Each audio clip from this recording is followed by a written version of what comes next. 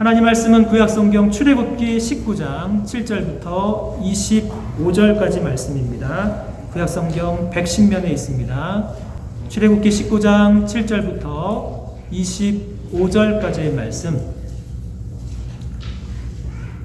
계신 곳에서 제가 한 절, 여러분 한 절 교독하며 읽겠습니다. 출애굽기 19장 7절부터 25절까지의 말씀입니다. 모세가 내려와서 백성의 장로들을 불러 여호와께서 자기에게 명령하신 그 모든 말씀을 그들 앞에 진술하니, 백성이 일제히 응답하여 이르되 여호와께서 명령하신 대로 우리가 다 행하리이다.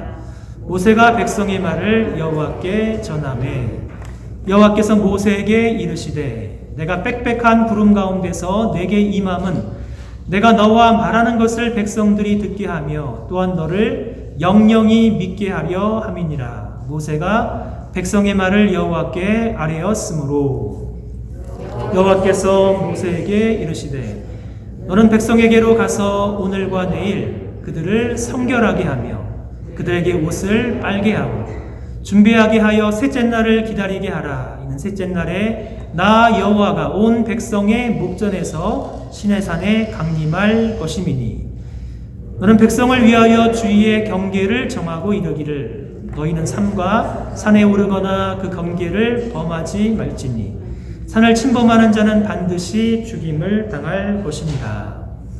그러한 자에게는 손을 대지 말고 돌로 쳐 죽이거나 화살로 쏘아 죽여야 하리니 짐승이나 사람을 막론하고 살아남지 못하리라 하고 나팔을 길게 불거든 산 앞에 이를 것이니라 하라. 모세가 산에서 내려와 백성에게 이르러 백성을 성결하게 하니 그들이 자기의 옷을 빨더라. 모세가 백성에게 이르되 준비하여 셋째 날을 기다리고 여인을 가까이 하지 말라 하니라. 16절입니다. 셋째 날에 아침에 우레와 번개와 빽빽한 구름이 산 위에 있고 나팔 소리가 매우 크게 들리니 진중에 있는 모든 백성이 다 떨더라. 모세가 하나님을 맞으려고 백성을 거느리고 진에서 나오매 그들이 산 기슭에 서 있는데 시내산의 연기가 자욱하니 여호와께서 불 가운데서 거기 강림하심이라. 그 연기가 온기가마 연기같이 떠오르고 온 산이 크게 진동하며 나팔 소리가 점점 커질 때 모세가 말한즉 하나님이 음성으로 대답하시더라. 여호와께서 시내산 곧 그 산 꼭대기에 강림하시고 모세를 그리로 부르시니 모세가 올라가매 여호와께서 모세에게 이르시되 내려가서 백성을 경고하라. 백성이 밀고 들어와 나 여호와에게로 와서 보려고 하다가 많이 죽을까 하노라. 또 여호와께서 가까이 하는 제사장들에게 그 몸을 성결히 하게 하라. 나 여호와가 그들을 칠까 하노라. 모세가 여호와께 아뢰되 주께서 우리에게 명령하여 이르시기를 산 주위에 경계를 세워 산을 거룩하게 하라 하셨사온즉 백성이 시내산에 오르지 못하리이다. 여호와께서 그에게 이르시되 가라. 너는 내려가서 아론과 함께 올라오고 제사장들과 백성에게는 경계를 넘어 나 여호와에게로 올라오지 못하게 하라. 내가 그들을 칠까 하노라. 25절 같이 읽습니다. 모세가 백성에게 내려가서 그들에게 알리니라. 아멘. 이 시간에서 청년 사역을 하면서 청년들 결혼시켜 주는 것이 저의 중요한 사역이었습니다. 청년연합 수련회도 진행을 하고 또 아가페 결혼교실도 운영을 하고 결혼을 앞둔 청년들 어떻게 하나님이 기뻐하시는 가정을 이룰 것인가 세미나도 진행을 했습니다. 많은 청년들이 미시간에서 배우자를 만나서 결혼을 하고 가정을 이루었습니다. 결혼한 청년 커플 가운데 잊을 수 없는 프로포즈를 조언한 청년 커플이 있었습니다. 청년부 회장 출신 형제가 사랑하는 자매에게 목사님 어떻게 프로포즈를 해야 하는지 도움을 부탁합니다. 그래서 일단 프로포즈에 사용할 아름다운 반지와 그리고 정성껏 카드를 준비하고 미시간 동부에 있는 디트로이트에서 미시간 서부에 바닷가 같은 넓은 해변가가 있는 미시간 호수 그랜드 헤이븐, 거기에는 멋진 등대와 기가 막힌 모래사장이 있습니다. 자매를 그곳으로 데리고 가서 마음이 넓어지게 실컷 바다 같은 호수를 보여주고 프로포즈하기 좋은 시간, 해가 질 무렵에 사진을 잘 찍는 친구에게 사진을 부탁하라고 했습니다. 그리고 그랜드 레피즈에 있는 리즈 레이크에 있는 호숫가에 있는 100년이 넘은 로지스 레스토랑에서 맛있는 저녁을 사주라고 조언을 했습니다. 그 프로포즈 어떻게 됐을까요? 자매가 감동을 받았습니다. 그리고 예스! 하나님의 은혜로 결혼을 잘하고 지금은 예쁜 딸 2명의 아들 하나 낳으면서 정말로 잘 살고 있습니다.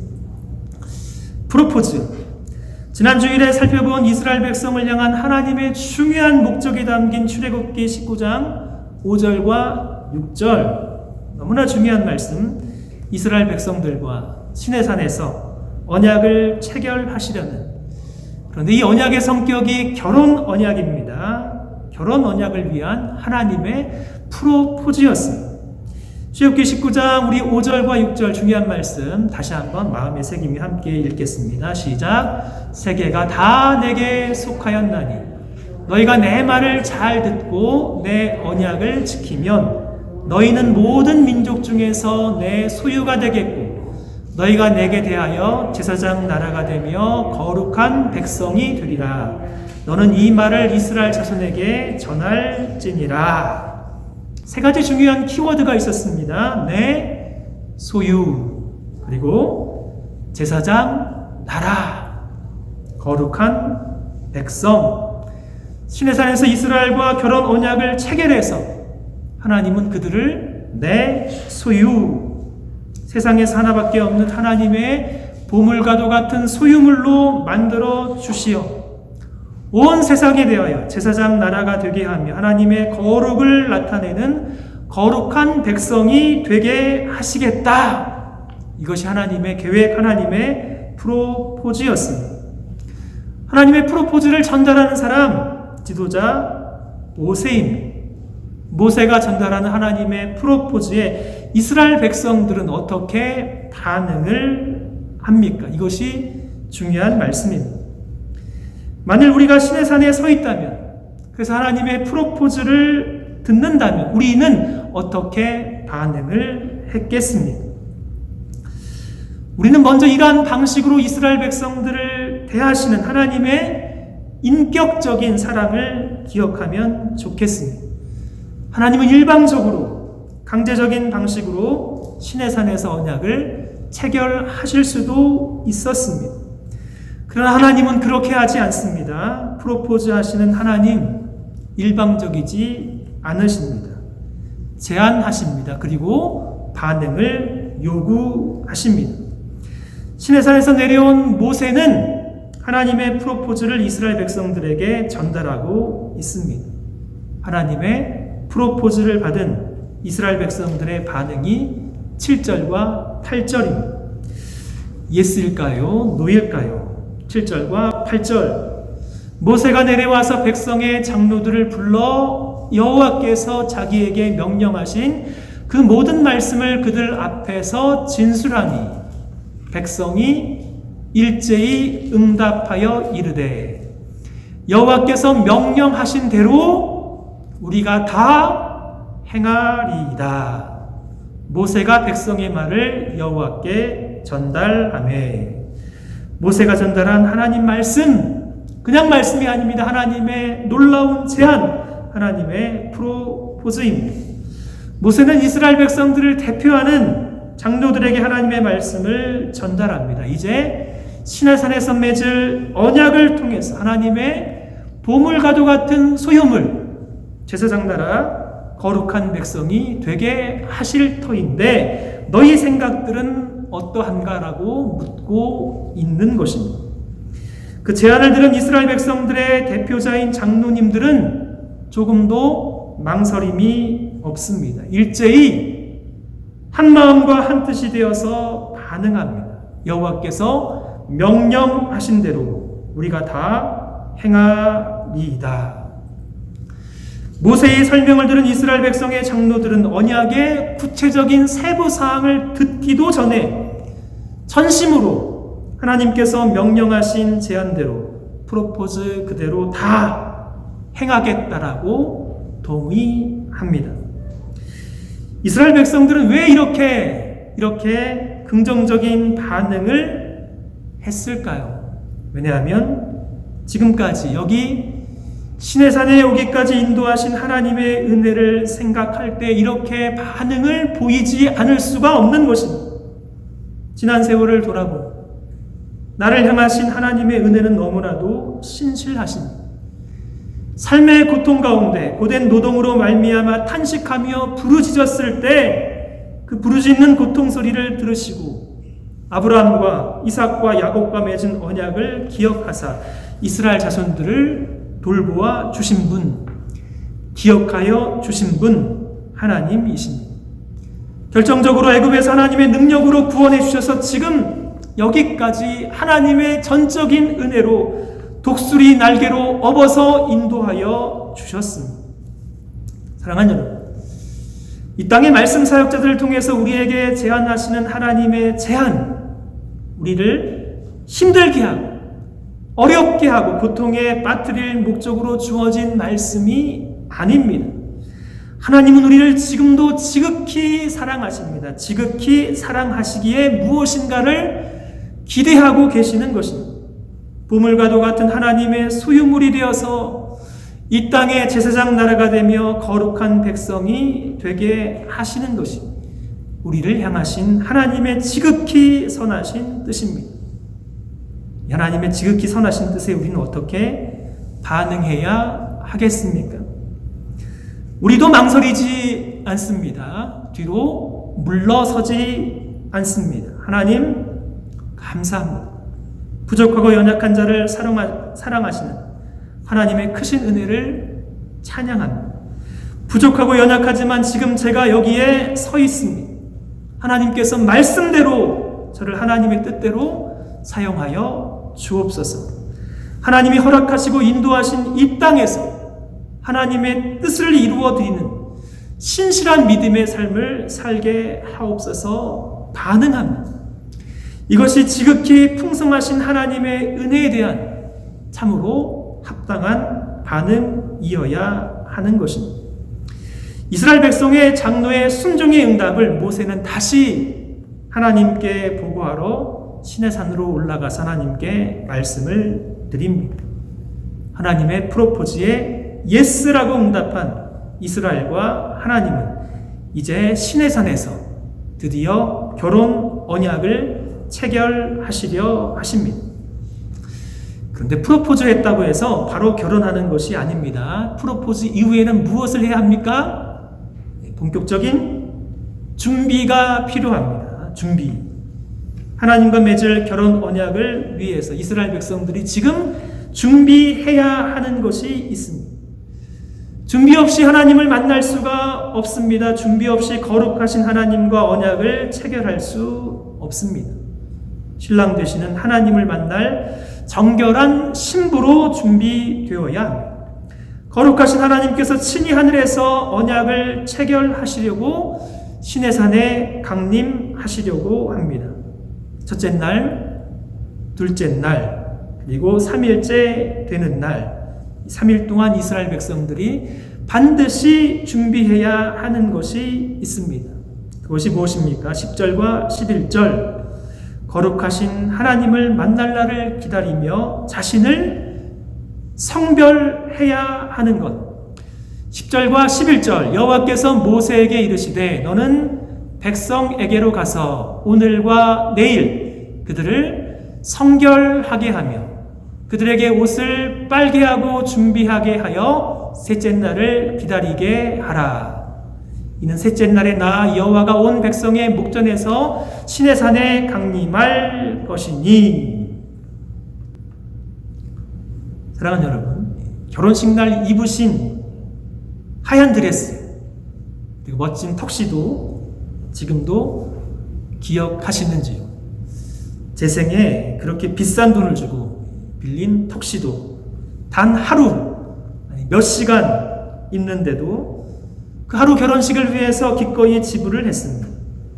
인간의 결혼식에도 그날만큼은 가장 좋은 옷을 입습니다.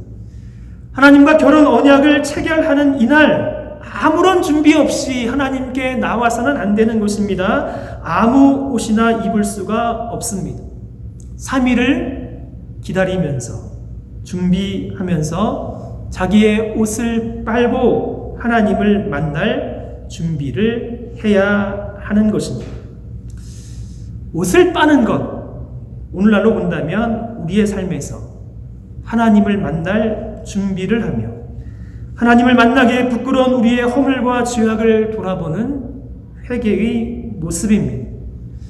우리는 주일 예배 시간마다 하나님 앞에 예배를 드리면서 먼저 우리 자신의 허물과 죄악을 회개하는 시간으로 예배를 시작합니다. 우리는 이 땅에서 하루하루 예수님 다시 오실 날을 기다리는 성도의 삶을 살아갑니다.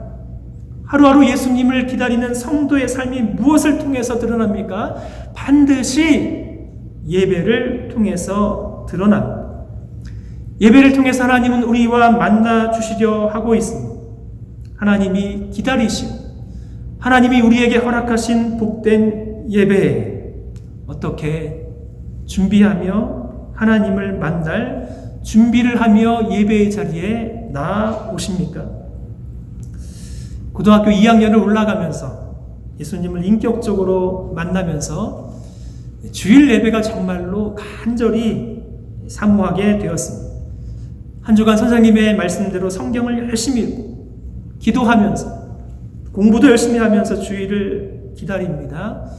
주일마다 목사님께서 들려주시는 그 말씀이 조금씩 이해가 되고 성가대에서 힘차게 부르는 찬송, 그 찬송의 가사 한마디 한마디가 제 마음에 와 닿았습니다. 친구들과 함께 선생님과 함께하는 성경 공부 시간, 말씀을 깨닫는 것이 얼마나 기쁘고 감사했는지요. 예배 후에 성경 공부 후에 교회에서 주는 국수 한 그릇, 국수가 얼마나 맛이 있었는지. 그러다가 고3이 되었습니다. 미션 스쿨이었는데도 주일 오전 9시부터 학교 도서관으로 반드시 와야 했습니다. 호랑이 같은 교무주임 선생님 매주일 예외 없이 주일에도 오전 9시부터 밤 12시까지 꼭 학교에서 공부를 해야 했습니다. 한국에서 고3이어도 주일 예배 시간만큼은 타협할 수가 없었습니다. 매를 맞더라도, 아니 대학을 못 가더라도 주일 예배 시간만큼은 주님의 날, 주님을 만나는 그 시간, 그래서 교회에서 예배를 드리고 학교에 가서는 매로 몹시 맞았습니다. 주일 예배 드리고 점심 먹고 학교 가서 매 맞고 공부하다가 12시까지 해야 되는데 오후 6시가 되면 다시 주일 저녁 예배 드리려 주일 저녁 예배를 사모하며 하나님께 나아왔습니다. 친구들과 함께 예배 후에 기도하면서 하나님께서 일주일 살 수 있는 힘을 주시고 지혜를 주시고 은혜를 부어달라고, 남은 시간 최선을 다해서 공부하게 해달라고 그렇게 하나님 앞에 예배를 드렸습니다. 지난 31년이 넘는 세월 동안 주일마다 하나님의 은혜를 사모하게 하시며 예배드리며 살아오는 동안 하나님의 넘치는 은혜를 주일 예배를 통해서 받았습니다. 전 앞으로도 주님 다시 오실 그날까지, 주님 부르시는 그날까지 부족하며 연약하지만 제 삶을 돌아보며 옷을 빨며 회개하며 주님의 이름을 간절히 부르며 예배하며 주님을 기다리는 삶을 살고 싶습니다. 사랑하는 여러분, 여러분도 그러신지요? 코로나 시대에 예배가 무너진 성도님들이 이 땅에는 너무나도 많이 있습니다. 하나님 앞에 나오는 예배가 싫어진 성도님들이 너무나도 많기에 제 마음이 너무나도 안타깝습니다. 넘쳐나는 비대면 온라인 예배 시대에 예배의 주인이 하나님이 아니라 우리가 주인이 되어서 하나님 만날 준비 없이, 하나님 만날 기대도 전혀 없이 주일은 주님의 날이 아닌 내가 주인이 된 나의 주일이 되었습니다. 우리 하나님을 그렇게 만나서는 안 되는 것입니다.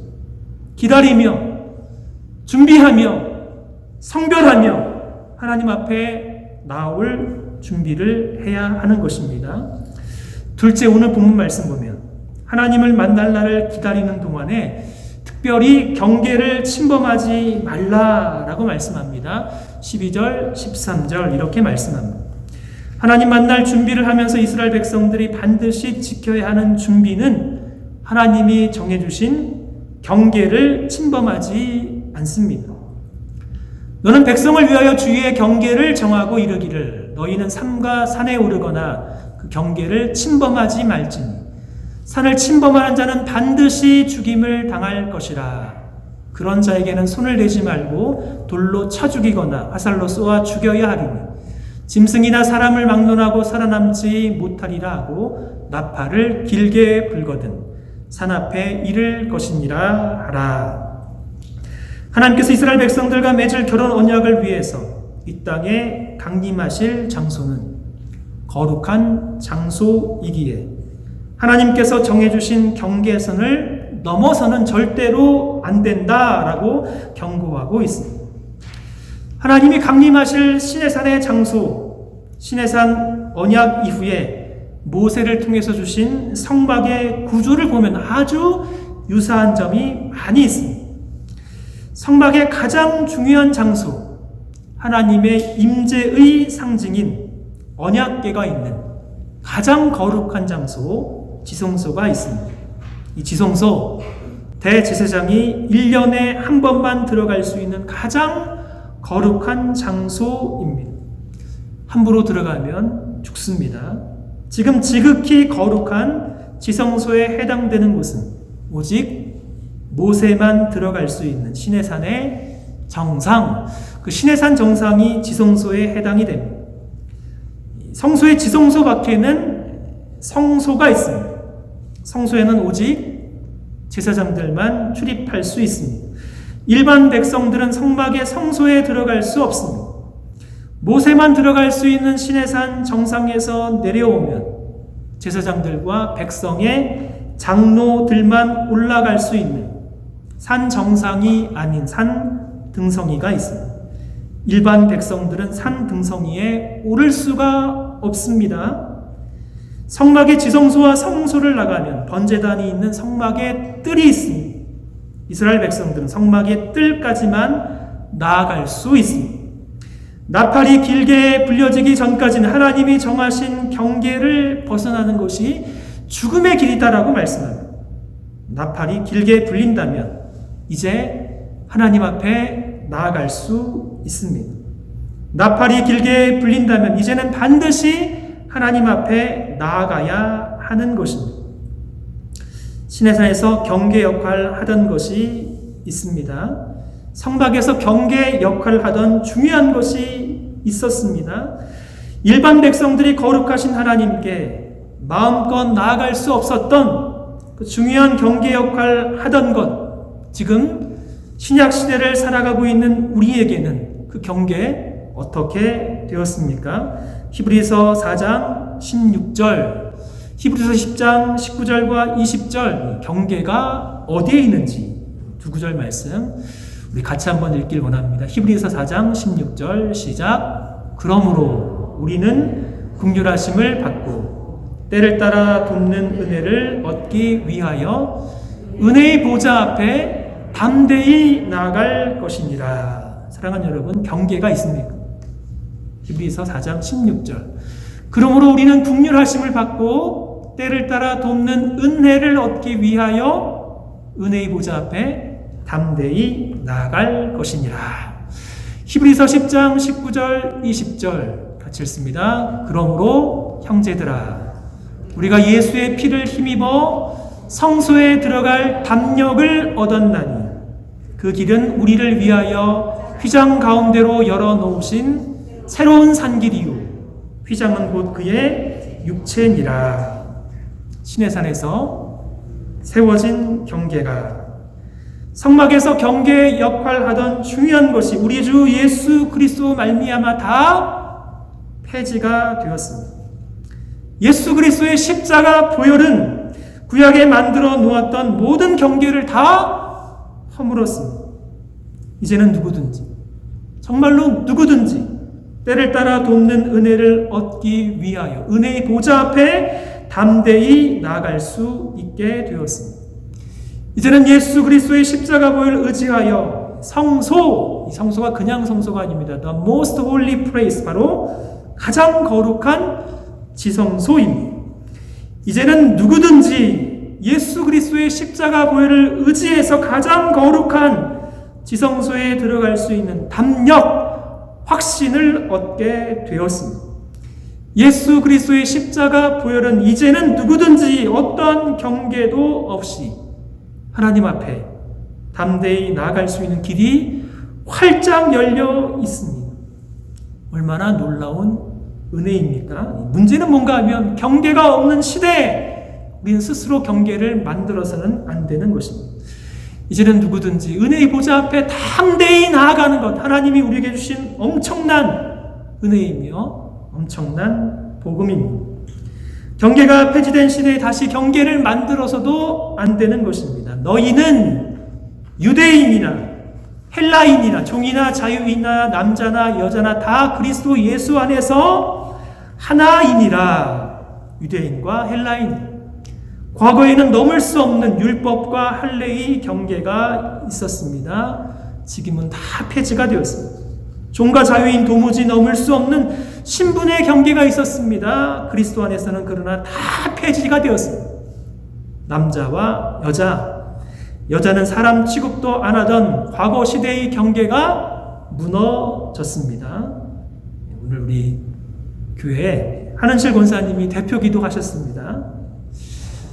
여자도 대표 기도하는 시대 괜찮은 시대입니까? 경계가 다 무너졌습니다. 이제는 누구든지 자유롭게 담대하게 확신을 가지고 하나님 앞에 나아갈 수 있는 은혜의 시대가 되었습니다. 그리스도 예수 안에서 확신을 가지고 담대히 은혜의 보좌 앞에 나아갈 수 있는 확실한 시대가 열렸는데 아직도 주저하고 머뭇거리고 넘어져 있으면 안 되는 시대입니다. 예배의 자리, 기도의 자리, 말씀의 자리, 믿음의 자리, 담대하게 하나님의 은혜를 받을 수 있는 길이 활짝 열려 있습니다. 그렇게 활짝 열려 있는 이 길 어떻게 해야 하는 것입니까, 여러분? 들어가야 하는 것입니다. 담대하게 믿음을 가지고. 찬송가 494장 찬송가 가사를 보면 우리가 잘 아는 찬송가가 있습니다. 만세반석 열리니, 만세반석 열리니. 우리 가사를 한번 살펴볼까요? 만세반석 열리니 내가 들어갑니다. 상해허리 상하여 물과 피를 흘린 것 내게 효염되어서 정결하게 하소서. 3절 빈손 들고 앞에가 십자가를 붙드네 의가 없는 자라도 도와주심 바라고 생명샘에 나가니 나를 씻어 주소서. 4절 같이 읽습니다. 살아생전 숨쉬고 죽어 세상 떠나서 거룩하신 주 앞에 끝날 심판 당할 때 만세반석 열리니 내가 들어갑니다. 사랑하는 여러분, 이 만세반석으로 활짝 열려진 반석으로 들어오셨습니까? 경계가 사라졌습니다. 누구든지 만세반석이 열려 있습니다. 어떻게 하면 됩니까, 여러분? 들어가시면 됩니다. 하나님의 은혜를 간절히 사모하시면서 믿음을 가지고 들어가시면 하나님이 얼마든지 누구든지 그리스도 안에서 다 받아주십니다. 우리에게 의가 없어도, 우리는 죄인이어도 우리의 의가 되시는 예수 그리스도의 상하신 허리에 물과 피를 힘입어서 누구든지 만세반석으로 들어갈 수 있는 복된 시대가 열렸습니다. 그러므로 들어가셔야 하는 것입니다. 그렇게 준비하고 열려진 만세반석을 통해서 우리가 반드시 만나야 할 분이 계십니다. 오늘 본문 시내산에 임재하시는 살아계신 하나님, 거룩하신 하나님, 우리 인생에서 반드시 만나야 합니다. 16절부터 19절 우리 같이 한번 읽기를 원합니다. 시작. 셋째 날 아침에 우레와 번개와 빽빽한 구름이 산 위에 있고 나팔 소리가 매우 크게 들리니 진중에 있는 모든 백성이 다 떨더라. 모세가 하나님을 맞으려고 백성을 거느리고 진에서 나오매 그들이 산 기슭에 서 있는데 시내산의 연기가 자욱하니 여호와께서 불 가운데서 거기 강림하십니다. 그 연기가 온기가마 연기같이 떠오르고 온 산이 크게 진동하며 나팔 소리가 점점 커질 때 모세가 말한즉 하나님이 음성으로 대답하시더라. 시내산에서 드디어 거룩하신 하나님이 강림하시고 하나님이 임재하십니다. 우레와 번개와 구름을 동반하여 매우 큰 나팔 소리가 동반하며 하나님이 임재하십니다. 자욱한 연기와 함께 온 산이 크게 진동하며 하나님의 음성이 생생하게 들립니다. 이스라엘을 하나님의 보물 같은 소유물로 만들기 위해서 그들을 제사장 나라 거룩한 백성이 되게 하시려고 하나님이 임재하심이 하나님이 강림하고 계십니다. 사랑하는 여러분, 거룩하신 우리 하나님, 우리의 예배 가운데, 우리의 기도 가운데 만나고 계시는지요? 우리도 기다리면서 자신을 성별하며 날마다 하나님 만날 준비를 하며 하나님께 나아갑니다. 경계를 넘어서 담대하게 지금도 은혜의 보좌 앞에 믿음으로 나아갑니다. 그렇게 하루하루 믿음으로 살아가다가 이 땅에 다시 오실 우리 예수님 만날 준비를 하면서 하루하루 한 주 한 주 한 해 한 해 은혜의 보좌 앞으로 담대히 나아가면서 이 땅에서는 하나님의 보물 같은 소유물로 살아가는, 이 땅에서는 세상을 향해서 제사장 나라로 살아가는 하나님 닮은 거룩한 백성으로 살아갑니다. 이것이 저와 여러분을 향한 하나님의 복된 은혜의 말씀입니다. 사랑하는 여러분, 하나님 만나신 여러분 되시기를 주님의 이름으로 축복합니다.